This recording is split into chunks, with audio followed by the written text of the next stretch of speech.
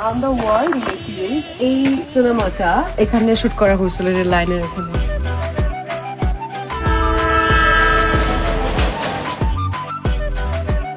রাত 1:30 বাজে প্রায়, আমরা চেক আউট করতেছি।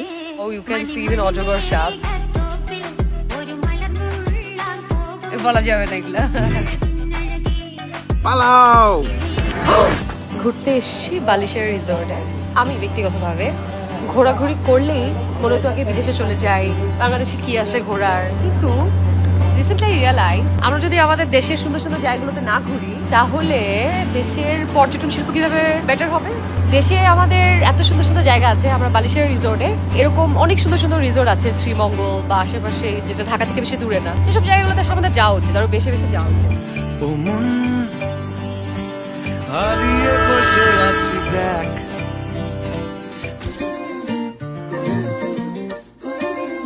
ওরা যেহেতু এই জায়গাটার নামই বালিশিরা, ওই নামই বালিশিরা রিসোর্টের নাম রাখছে। হচ্ছে পাবদা। হুমায়ুন আহমেদের আমার আছে জল, এটারও শুটিং এখানে হয়েছিল, ওরা এখানে মেনশন করে দিয়েছে। সুন্দর সুন্দর অনেক প্রাণী এখানে আছে, বিরল প্রজাতির। ইয়েস, এটা 1996 এ হয়েছিল এই জাতীয় উদ্যানটা। তখন তোমার জন্ম হয়েছিল? বলা যাবে না এগুলা।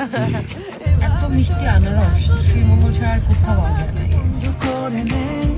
মনের অবস্থা খুব কঠিন, আমাকে একটু জায়গা দে, তুই বৃষ্টি হয়ে প্রেম নামিয়ে রুমটাতে পাহাড় আছে পিছনে অ্যান্ড সুইমিং পুল আছে।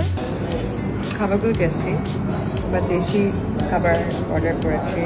একদম নিরিবিলি জঙ্গলের ভেতরে মনে হচ্ছে, এখানে বাঁশঝাড়, তো খোলামেলা একটা জায়গা।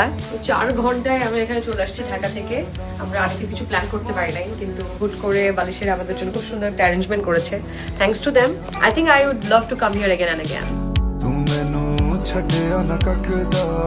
দেখলাম যে আপনাদের প্রত্যেকটা রুমের নামগুলো এক একটা ঔপন্যাসিকের, বাংলা বিখ্যাত কোনো উপন্যাস কিংবা কোনো কথা সাহিত্য, এগুলো নিয়ে আপনাদের নামকরণ করা হচ্ছে। নামকরণের ইনোভেটিভ আইডিয়াটা কোত্থেকে আসলো? It's like poetic question. এসব দিন রাত্রি আছে, শেষের কবিতা, অরুণের দিন রাত্রি, তো বিভিন্ন সাহিত্যিকের উপরে ভিত্তি করে আমরা নামকরণগুলো করেছি। কয়টা room total? We have total 18 rooms. Sreemangal station থেকে, রেল স্টেশন থেকে অনলি 4.5 কিলোমিটার, 4.5 কিলোমিটার। সিএনজি আসতে maximum it's take 10 to 15 minutes. Lawachara জাতীয় উদ্যানে আমরা আছি। খুব সুন্দর সুন্দর জিনিসপত্র দেখলাম আজকে। প্রজাতি হনুমান ছিল, এক গাছ থেকে এক গাছ লাফাচ্ছে। আরো অনেক প্রাণী দেখা যায় এখানে। তুমি যদি লাকি হও ইউ ক্যান সি ইভেন অজগর সাপ, তারপর লজ্জাবতী বানর। তো এখানে ঢুকতে জাস্ট 100 টাকার মতো লেগেছে পার পার্সন। এর 50% অর্থ এখানকার যে স্থানীয় লোকজন তাদের বেনিফিটটা যায়, আর বাকি 50% হচ্ছে বন সংরক্ষণে। এই যে কিছু কিছু জায়গায় বন সংরক্ষণ বা বন্য প্রাণী সংরক্ষণের ব্যবস্থা করা হচ্ছে, এইগুলোকে সাপোর্ট করার জন্য এখানে মাঝে মাঝে ঘুরতে আসা উচিত। সো ইটস হাই টাইম একটু বনে জঙ্গলেও ঘোরো তোমরা। গেছে সে অবহেলে, যে গেছে রাত 1:30 বাজে প্রায়, আমরা চেক আউট করতেছি। এখন কোনো বেল বয় নাই, তো আমাদের জিনিসপত্র আমরা নিজে নিজে টেনে নিয়ে যাচ্ছি। Crazy people. কোনো অন্তরালে